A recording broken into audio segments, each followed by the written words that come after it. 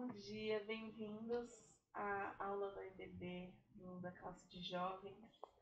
Estamos na nossa última aula dessa revista, né? Estávamos trabalhando, Traços da Bíblia, no volume 6, e estamos finalizando a última lição. Então, espero que você fique aí comigo durante essa lição sobre o livro de 2 Timóteo, né? A última carta de Paulo a Timóteo, segunda carta de Paulo a Timóteo. E foi uma bênção para mim estudar essa lição. Espero também que te acrescente muito acompanhando essa aula, tá bom? Vou dar uma breve oração para iniciarmos. Senhor, te louvamos por poder estar aqui na escola bíblica dominical, poder aprender mais da tua palavra. Que o Senhor fale aos nossos corações, que o Senhor, que o seu Espírito possa soprar nos nossos ouvidos enquanto ouvimos esta palavra, Senhor, para nos corrigir nos caminhos que precisamos corrigir e para nos direcionar segundo a tua vontade. Em nome de Jesus, abençoe cada um que está assistindo esta aula e que esse momento possa acrescentar na vida de cada um. Nós te pedimos em nome de Jesus. Amém. Bom, vamos começar. A gente está nessa aula que o título da aula é O Legado, né? Falando sobre, como eu falei, né? Essa última carta de Paulo, que é a carta de 2 Timóteo. E o versículo referência, né? São 2 versículos, na verdade. 2 Timóteo 4:7 e o versículo 2:2. E como eu falei na outra aula, né? Se relaciona, o primeiro, o 4:7, ele se relaciona mais com a primeira parte da aula, que eu dei no último domingo, e com essa segunda parte, esse versículo que é o 2:2, é o que se relaciona mais com essa segunda parte. Então, diz o 4:7, combati o bom combate, terminei a corrida, guardei a fé. Isso é Paulo se referindo à sua caminhada, né? E o 2:2 que diz, e as coisas que me ouviu dizer na presença de muitas testemunhas, confie a homens fiéis que sejam capazes de ensinar a outros. Então, a gente viu na primeira parte da lição que o tema era missão cumprida, como Paulo reflete a respeito da sua vida, de todo o seu ministério, né? Ele já sabe, até certo ponto ele já compreende que estava próximo da sua morte, né? E ele faz essa reflexão e ele olha com esse olhar positivo de missão cumprida, com palavras que mostram que ele estava de bem com a vida que ele viveu, e também de bem com a morte que ele ia encarar, porque ele sabia o que vinha depois, né? O que Deus preparou para ele depois. E agora essa segunda parte, que é a transferência do bastão. Então essa carta, Paulo faz essa reflexão a respeito da sua vida, do seu ministério, né? E é uma maneira de lembrar Timóteo de quem ele é, né? E de que tudo que ele ensinou está relacionado com tudo que ele viveu, né? Então, o seu ministério não era só o que ele dizia, era tudo que ele vivia. E ele relembra Timóteo disso, né? Obviamente, Timóteo sabia, porque Timóteo conviveu com ele. E, ao mesmo tempo, essa carta é uma transferência de bastão. É um momento que Paulo demonstra que está passando adiante o seu legado para que Timóteo leve adiante o ministério que ele começou, né?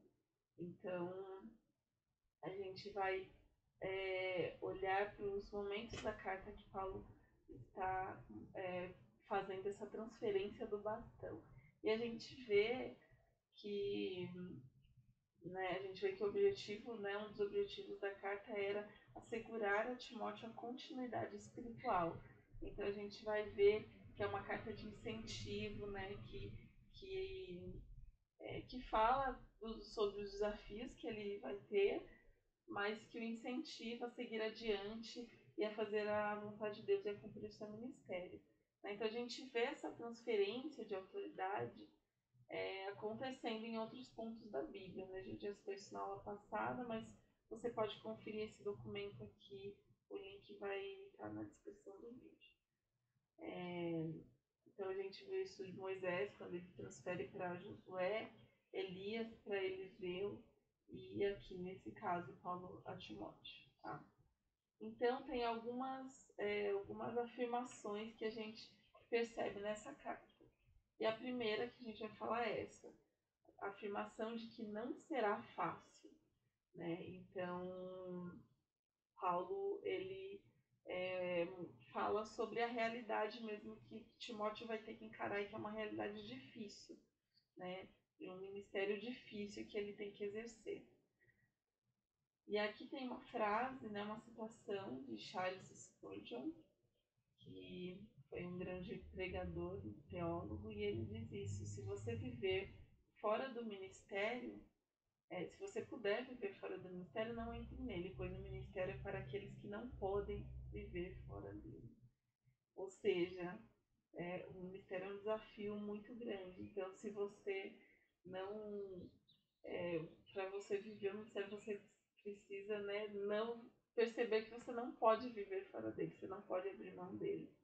Né? Porque se não for assim, você não vai conseguir suportar. E Paulo conhecia o peso da responsabilidade que ele transmitia ali a Timóteo, né? E a necessidade da convicção gerada pelo Espírito Santo para que ele conseguisse cumprir o ministério, né? Ou seja, não é só pela própria boa vontade, né? Pelo próprio esforço, mas é preciso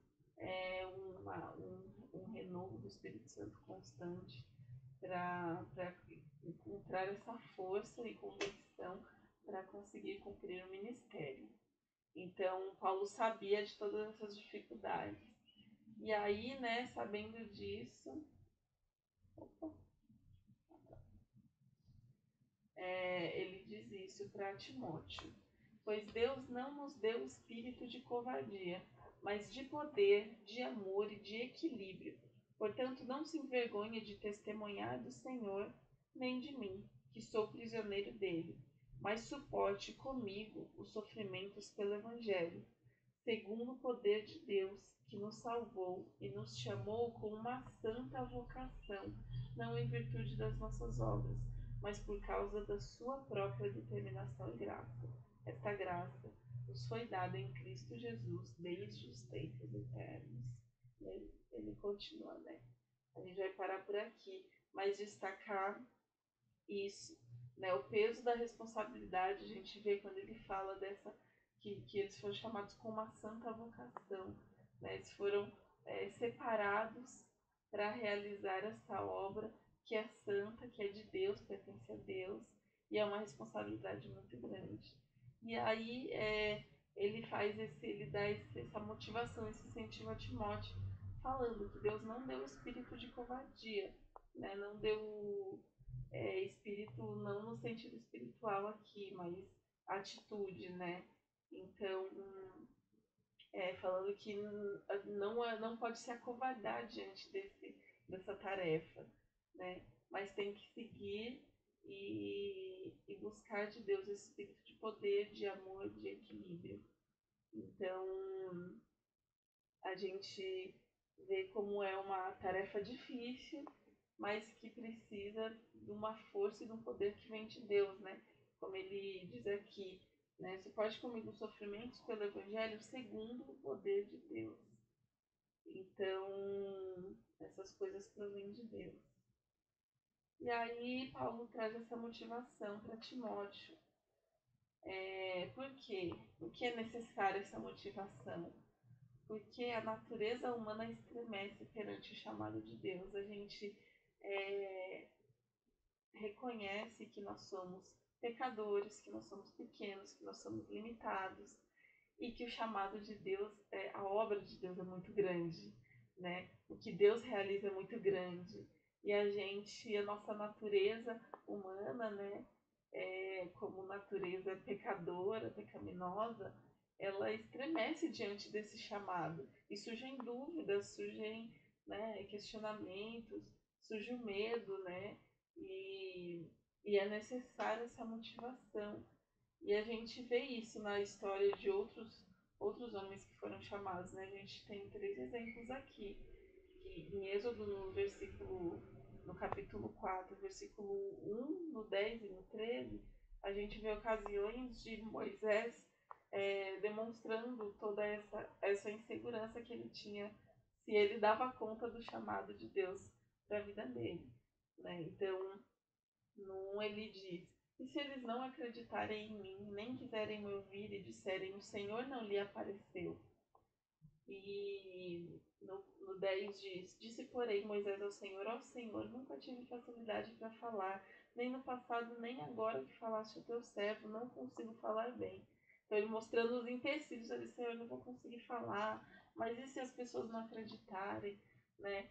E depois no 13 ele fala: respondeu-lhe, porém, Moisés falando a Deus: ah, Senhor, peço-te que envies outra pessoa.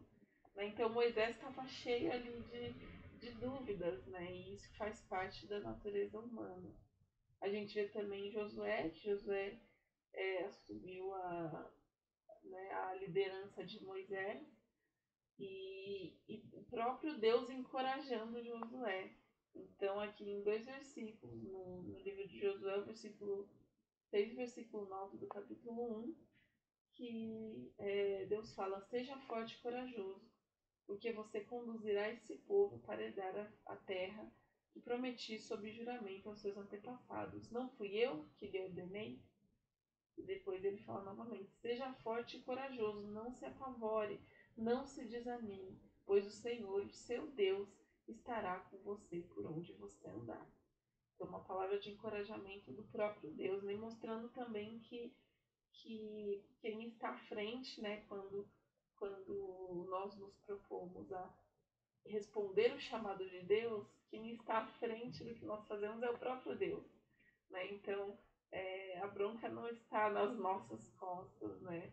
Completamente nas nossas costas. Ele está com a gente, né? Então a gente tem que receber também essa palavra que ele disse a Josué. E Jeremias 1, do versículo 6 a 8, né? Ele disse: mas eu disse: ah, soberano Senhor, eu não sei falar, pois ainda sou muito jovem. O Senhor, porém, me disse: não diga que é muito jovem. A todos a quem eu o enviar, você irá e dirá tudo que eu lhe ordenar. Não tenha medo deles, pois eu estou com você para protegê-lo. Então, o próprio Deus falando, né? Eu estou mandando e você vai e eu estarei com você. E aqui a gente vem dessa condição do jovem, né? Que se sente despreparado, sente que não consegue fazer, que não sabe o suficiente, que não se aperfeiçoou o suficiente. E isso não é desculpa. Quando Deus chama, ele também vai estar à frente, ele vai preparar. E Timóteo, né? Lembrando que Timóteo também era jovem, um jovem pastor. E ele também, né, no trecho que a gente leu, ele fala aqui, né, de não se envergonhar de testemunhar do Senhor, né, e nem de mim, no caso Paulo, que sou prisioneiro dele. E a gente vê isso, né, que não deve haver um senso de desonra, né, faltou um D.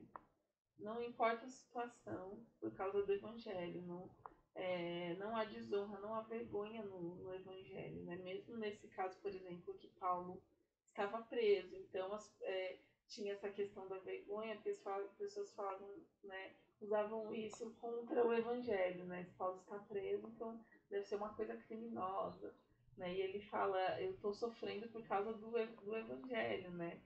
E então isso não deve ser motivo para você se vergonhar. E então, e aí Paulo fala disso, né? Fala: ó, vocês sabem que todos da província da Ásia me abandonaram, inclusive Fígelo e Hermógenes. O Senhor conceda misericórdia à casa de Onesíforo, porque muitas vezes ele me reanimou e não se envergonhou por eu estar preso. Né? Então, mesmo nessa situação de prisão, né? não a vergonha no evangelho, que estava preso por pregar o evangelho verdadeiro, ele não tinha, né, feito nada que envergonhasse o evangelho. Então,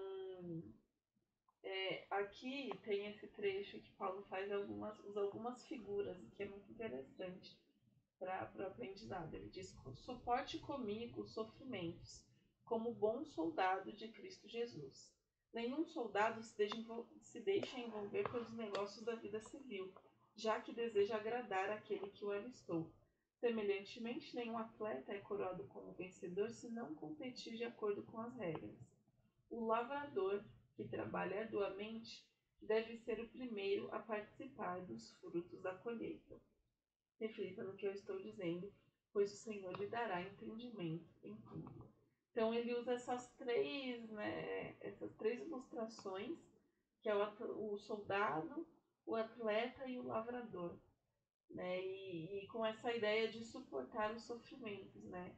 Ou seja, a gente vê que, né, o soldado ele foi alistado, ele tem uma missão a cumprir, então ele não se deixa distrair, né, pelas questões da vida civil. Ele não deixa que outras questões distraiam ele de cumprir o seu propósito. E ele reconhece que ele está em guerra, né? Ele se coloca nessa posição: eu estou em guerra. Ele não pode deixar de ser vigilante, ele não pode se distrair. E aí fala do atleta, que ele tem que competir de acordo com as regras para ser considerado vencedor. E o lavrador, que trabalha arduamente para usufruir, ser o primeiro a usufruir dos frutos da colheita. Então, todas essas figuras trazem a ideia de como a gente, né, interage com os sofrimentos do reino, deve ser com essa atitude de perseverança, né, de se manter, né, nessa posição, se manter na luta, não desistir, né, o lavrador que vai lá e trabalha, né, e planta esperando a colheita. Então, essa atitude de perseverança, de não desistir, de perseverar, de realizar, né, mesmo em meio a dificuldades, mesmo em meio a lutas, mesmo em meio a coisas querendo te distrair do propósito. Então, essa perseverança que Paulo traz aqui.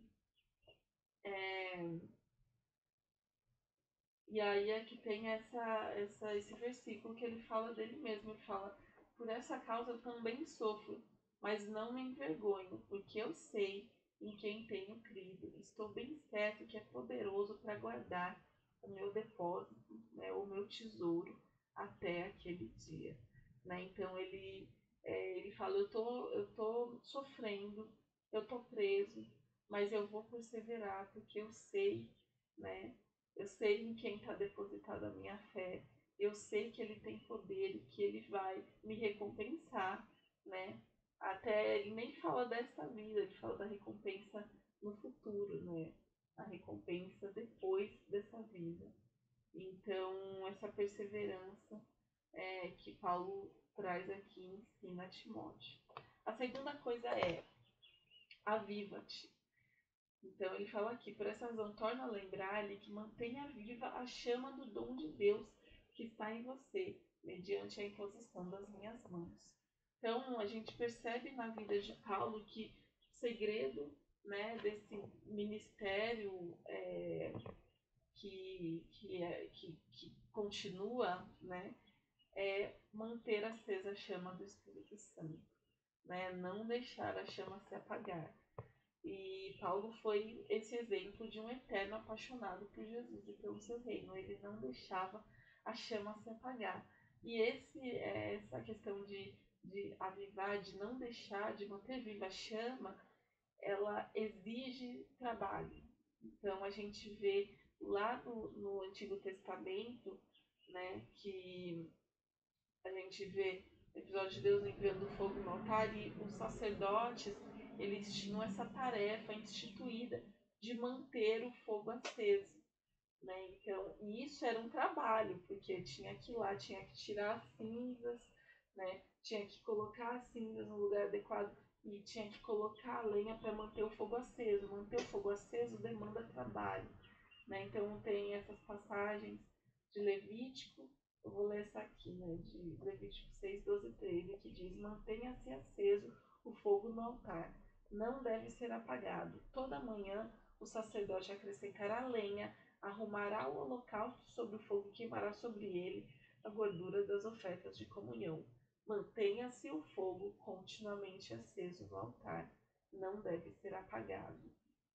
E assim, né, como esse era o ritual, né, e hoje simbolicamente significa que é preciso cuidar do nosso altar, o nosso coração, nosso interior, para manter o fogo aceso, a chama acesa. Né? Então, para nos mantermos avivados e fortalecidos, né? Como diz 2 Timóteo 2:1, portanto, meu filho, fortifique-se na graça que há em Cristo Jesus. Né? Então, a força não vem da gente, vem dele, né? Da graça de Cristo Jesus e do poder do Espírito Santo agindo na nossa vida. Então, por isso que é necessário manter a chama acesa, buscar constantemente o Espírito Santo, estar em comunhão com Deus. Né? Então, é o poder do Espírito Santo que sustenta o ministério vivo e ativo na difusão da palavra e na libertação de vidas. Tá? Então, a gente sabe que a chama, né, tem que estar acesa para que o ministério possa continuar e se manter. Não é algo que vem de nós, é algo que vem do Senhor e do Espírito Santo. Terceira coisa, né, terceira afirmação que Paulo traz: adote referências corretas. Então, Paulo alerta, né, Paulo alerta Timóteo a respeito de influências perigosas, né, que estavam ocorrendo naquele momento, e para ele ficar alerta, porque se ele se deixasse levar por essas influências, né, elas faziam com que se perdesse a premissa do sacerdócio santo e elas distorciam a verdadeira fé. Então, a gente vê isso aqui, tem esse trecho de 2 Timóteo 2, 16 ao 23, tá? É um trecho grandinho, mas eu vou ler um pouquinho aqui. Evite as conversas inúteis e profanas, pois o que se dão a isso prosseguem cada vez mais para a impiedade. O ensino deles alastra como câncer. Entre eles estão Himeneu e Fileto. Estes se desviaram da verdade, dizendo que a ressurreição já aconteceu, e assim alguns pervertem a fé. Entretanto, o firme fundamento de Deus permanece inabalável e selado com esta inscrição: o Senhor conhece quem lhe pertence. E afaste-se da iniquidade todo aquele que confessa o nome do Senhor. Eu vou pular pro final, depois você pode ler tudo com calma, tá? Evite as... Desculpa, vou ler. Fuja dos desejos malignos da juventude, siga a justiça, a fé, o amor e a paz, juntamente com os que de coração puro invocam o Senhor. Aqui ele já dá o exemplo do bom exemplo, né? Você foge do que for ruim e segue esse bom exemplo. Evite as controvérsias tolas e fúteis, pois você sabe que acabam em brigas. Ao servo do Senhor não convém brigar, mas sim ser amável para com todos, apto para ensinar, paciente. Deve corrigir com mansidão os que se lhe opõem na esperança de que Deus lhes conceda o arrependimento, levando-os ao conhecimento da verdade, para que assim voltem à sobriedade e escapem da armadilha do diabo que os aprisionou para fazerem a sua vontade. Então, a gente vê que tinha conversas, tinha ensinamentos errados que estavam contaminando ali. E Paulo alerta Timóteo para ficar atento e não cair nessas conversas. Aí aqui, 2 Timóteo 3, 1 a 5, que diz: saiba disso, nos últimos dias sobrevirão tempos terríveis. Os homens serão egoístas, avarentos, presunçosos, arrogantes, blasfemos, desobedientes aos pais, ingratos, ímpios, sem amor pela família, irreconciliáveis, caluniadores, sem domínio próprio, cruéis, inimigos do bem, traidores, precipitados, soberbos, mais amantes dos prazeres do que amigos de Deus, tendo aparência de piedade, mas negando o seu poder. Afaste-se desses também. Então, olha isso, né? Pela vida das pessoas era possível perceber que havia uma perversão ali da fé, né? E fala isso, né? Eles mais amantes dos prazeres que amigos de Deus, tendo aparência de piedade, mas negando o seu poder, negando o poder da piedade, né? Ou seja, é a religiosidade, né? É a aparência do bem, né? Do que é de Deus, mas na verdade vivendo o contrário, porque não acredita no poder de viver assim, de fato, né? Então, Paulo alerta para que ele tome cuidado, né? E aqui ele dá outros exemplos de pessoas que foram por esse caminho. Mas, né, ele falava dessas referências ruins, perigosas, mas trazia também modelos que podiam e deviam ser observados e seguidos por Timóteo. O primeiro de todos, né, porque a base de tudo é Cristo. Então, ele fala aqui a respeito de Cristo como modelo. Lembre-se de Jesus Cristo, ressuscitado dos mortos, descendente de Davi, conforme o meu evangelho. Né? Então, aqui ele traz, né, quando ele descreve Jesus como ressuscitado dos mortos, descendente de Davi, ele traz a respeito, né, de Jesus como homem, a sua humanidade, né, o exemplo perfeito de homem. Então, ele que pode ser seguido, que pode ser usado como referência, né, para nós que somos humanos. Mas ele fala dele como, né, o ressuscitado dos mortos, ou seja, aquele que, se colocando humano, também era Deus, né, e tinha em si o poder para ressuscitar, o poder da ressurreição. Então, que é o Jesus Cristo, né, do evangelho verdadeiro, né? Então ele fala aqui, conforme o meu evangelho, que é o evangelho que ele pregava. E Cristo é a referência principal, né? E os outros que nós devemos dar como referência são pessoas que usam Cristo como referência. E Paulo fala de si mesmo como esse modelo também.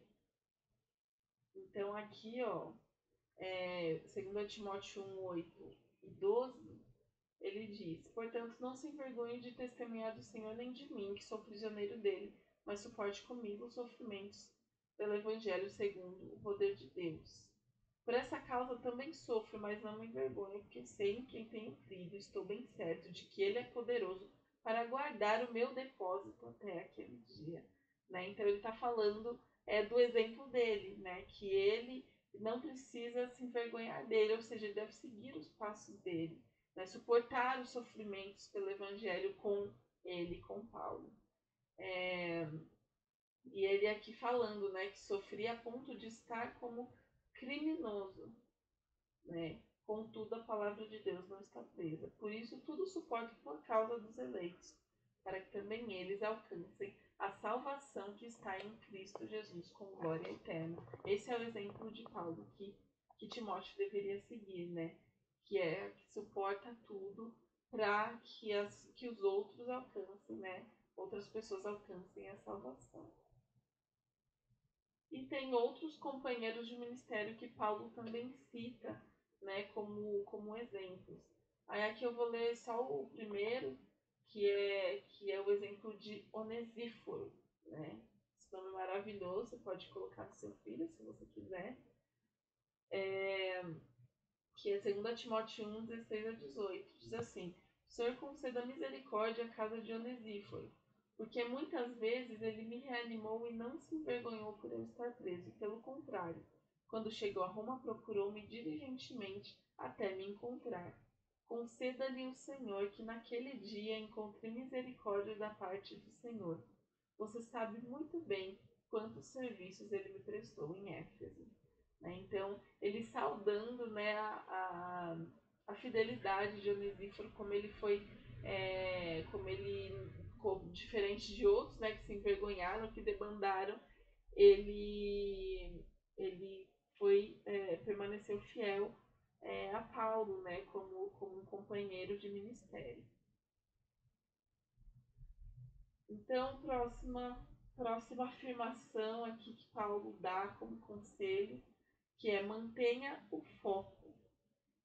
E aí ele cita aqui, né, ele fala do histórico de Timóteo, em 2 Timóteo 3, 15 a 17. Porque desde criança você conhece as sagradas letras, que são capazes de torná-lo sábio para a salvação mediante a fé em Cristo Jesus. Toda a Escritura é inspirada por Deus e útil para o ensino, para a repreensão, para a correção e para a instrução na justiça, para que o homem de Deus seja apto e plenamente preparado para a boa obra. Ou seja, está falando, Timóteo, você aprendeu desde criança sobre as Escrituras, sobre a palavra de Deus. Mantenha nisso, se mantenha nisso, não perca essa palavra. Né? Então ele fala como a Escritura é inspirada por Deus e útil, né? Para o ensino, ou seja, é útil para o ministério, é útil para a vida, né? E para que o homem de Deus seja apto, plenamente preparado para a boa obra. Ele está falando do próprio Timóteo, também das pessoas que ele, né, para as quais ele levaria o evangelho, né? Então ele fala, mantenha o foco no que você aprendeu desde criança, não perde, segura isso aí, né? Porque além da tentação de se frustrar por causa dos maus exemplos, como a gente citou antes, também havia, né, a tentação, o perigo de se perder o padrão doutrinário, né, de se perder as verdades do Evangelho. Então, a tarefa de Timóteo era prezar pelo padrão ensinado pelo apóstolo Paulo. Como Paulo fala aqui, 2 Timóteo 1, 13 e 14, retenha com fé e amor em Cristo Jesus o modelo da sã doutrina que ouviu de mim. Quanto ao bom depósito, guarde-o por meio do Espírito Santo que habita em nós. Então, Timóteo tem essa tarefa, né, de manter essa doutrina intacta, né, enquanto ele leva adiante. Então, e aí leva a próxima questão, que é o multiplique-se. Né? Ele não era só para guardar a doutrina para si, né? Ele tinha que guardar ela intacta para levar a outras pessoas. E a gente vê, né, durante a vida de Paulo, que Paulo se preocupa muito com isso. Né? Na revista Fala tinha essa frase que eu gostei muito, fala, se Paulo tivesse 1000 vidas daria para a pregação do Evangelho. Né? A gente vê ele expressando essa ideia em Filipenses, né? Ele fala, porque para mim o viver é Cristo, o morrer é lucro. Né? Ou seja, tendo Cristo, se ele morresse, ele ia ganhar, porque ele ia né, estar próximo ali do Pai. E aí ele fala, estou pressionado dos dois lados, desejo partir e estar com Cristo, o que é muito melhor, contudo, é mais necessário por causa de vocês que eu permaneça no corpo. Né? Então ele fala que mesmo com o desejo de partir e estar com Cristo, né? Porque o morrer é lucro, ele sabe que ele tinha uma tarefa, né, aqui na Terra. E ele fala por amor, né, por amor às pessoas, por aqueles que ele, onde ele plantou o Evangelho, para aqueles que ainda iriam conhecer o Evangelho, ele continua realizando a obra. Né? E a gente vê que como Paulo sabia, né, que ele amava pregar o Evangelho, ele também sabia que o tempo ia acabar. Então ele procurou se multiplicar em evangelistas, em missionários, em pastores. E esse é o pedido dele para Timóteo, né? Traduzindo, né, a gente pode dizer que ele queria dizer isso. Treine um exército de crentes fervorosos para que invadam o mundo com o poder do Evangelho de Cristo. E ele diz isso nesse versículo, né, que é o 2:2 que a gente leu no começo. E as coisas que me ouviu dizer na presença de muitas testemunhas, confie a homens fiéis que sejam também capazes de ensinar a outros. Então, quando ele fala isso, ele fala, eu quero assegurar que isso vai adiante, né? Que como eu preguei o evangelho para muitas pessoas, você também que recebeu esse evangelho vai fazer o mesmo, né? Vai me usar como exemplo, vai confiar esse evangelho, né, intacto, né, correto, a homens que sejam fiéis, né? Ter essa fidelidade de continuar levando o evangelho adiante. Né? E a gente sabe como nós fomos hoje alcançados pelo evangelho, que realmente essa obra continuou, né? E chegou a nós hoje. E por fim, Paulo pede, né, encarecidamente a Timóteo que ele faça tudo o que ele puder, tudo o que estiver ao seu alcance, né? E aí a gente vai ler para finalizar esse trecho. Deixa eu ver aqui, tá aparecendo tudo.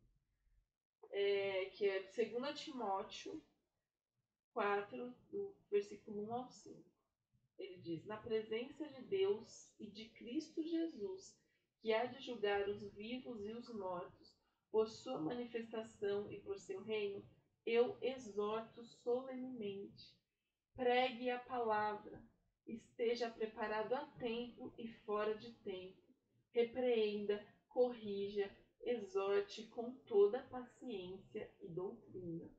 Pois virá o tempo em que não suportarão a sã doutrina. Pelo contrário, sentindo costeira nos ouvidos, segundo seus próprios desejos, juntarão mestres para si mesmos. Eles se recusarão a dar ouvidos à verdade, voltando-se para os mitos. Você, porém, seja sóbrio em tudo. Suporte os sofrimentos. Faça a obra de um evangelista. Cumpra plenamente o seu ministério. Então, olha isso, ele pede, né? Ele fala: eu exorto solenemente na presença de Deus, na presença de Cristo Jesus, que você não, ele está falando, não desgruda disso, não deixa de fazer isso. Pensa que Paulo, ele escreveu essa carta, essa foi a última carta que ele escreveu, ele sabia que ele estava próximo da morte, e ele coloca um peso de importância nessa palavra, porque ele quer que Timóteo compreenda que ele precisa fazer tudo que tiver ao alcance dele, né? Então ele fala: pregue a palavra, esteja preparado a tempo e fora de tempo, sempre preparado, repreenda, corrija, exorte com toda paciência e doutrina. Né? Ele coloca um peso de importância nisso muito grande. E no final, ele fala, né? Suporte, seja sobre em tudo, suporte os sofrimentos. Faça a obra de um evangelista. Cumpra plenamente o seu ministério.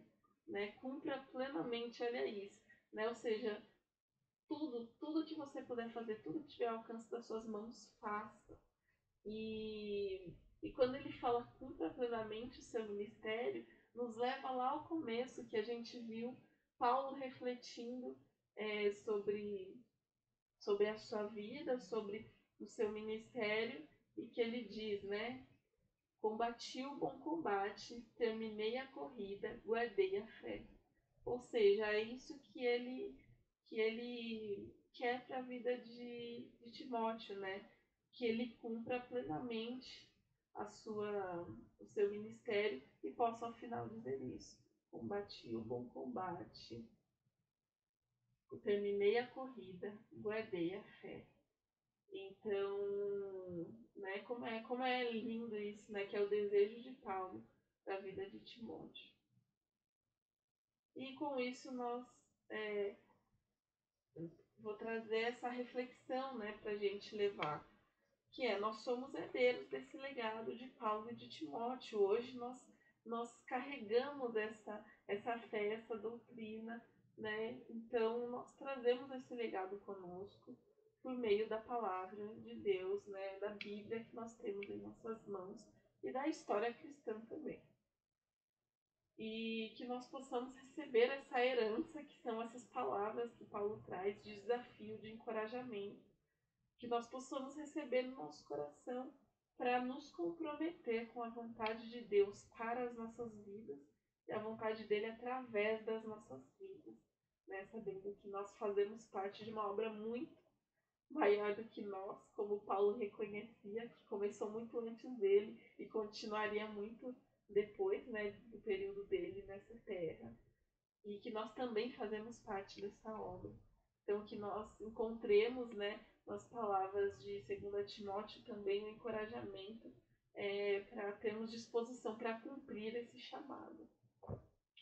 E o que fica é uma pergunta que eu faço para mim e que você faça para você é: como me manter firme em uma fé genuína em meio a tantas distorções, né, que aconteciam lá naquele momento, como a gente viu, e que também acontecem hoje, em meio a modelos estereotipados de cristãos, né?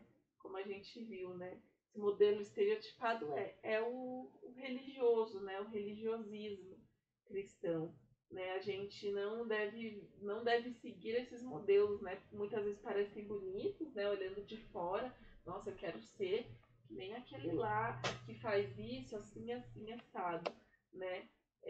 Mas muitas vezes é um modelo, né? É uma coisa para se ver, né? E não é a vida, mas que a gente busque uma fé genuína, né? Em meio a tudo isso. E como fazer isso, né? Já uma dica é o que você está fazendo agora, né? Está buscando conhecer da palavra de Deus por meio da escola bíblica dominical. Tá no caminho certo, né? Mas a gente deve fazer essa pergunta todos os dias, né? Como fala de manter viva a chama, ou seja, isso é um trabalho constante, é esforço, né? E nós não podemos desistir, nós temos que perseverar, como vimos aqui, né? Combater o bom combate. E será que eu tenho vivido o ministério para qual Deus me separou? Saiba que Deus tem um propósito na sua vida, Deus tem um ministério para você realizar, cumprir diante dele, para cooperar com a obra que ele tem realizado nesse mundo, né? Para trazer mais pessoas para ele, né? Para que outras pessoas possam conhecer o Evangelho. Deus quer te usar, né? Será que eu tenho vivido o ministério para o qual Deus nos separou? Eu tenho me colocado nesse lugar de fazer tudo que está ao meu alcance, né? Tudo que está ao alcance das minhas mãos, para que eu possa cumprir plenamente o meu ministério, como Paulo falou a Timóteo. Então, que possamos refletir a respeito disso e trazer esses conselhos, essas afirmações, esses pedidos que Paulo faz a Timóteo para as nossas vidas, tá bom? Que Deus abençoe você. Espero que o Senhor tenha falado ao seu coração por meio dessa lição, como tem falado ao meu. E que Deus abençoe a sua vida. Deus abençoe o seu domingo. Deus cuide de você. Se cuida. E Deus abençoe. Tchau.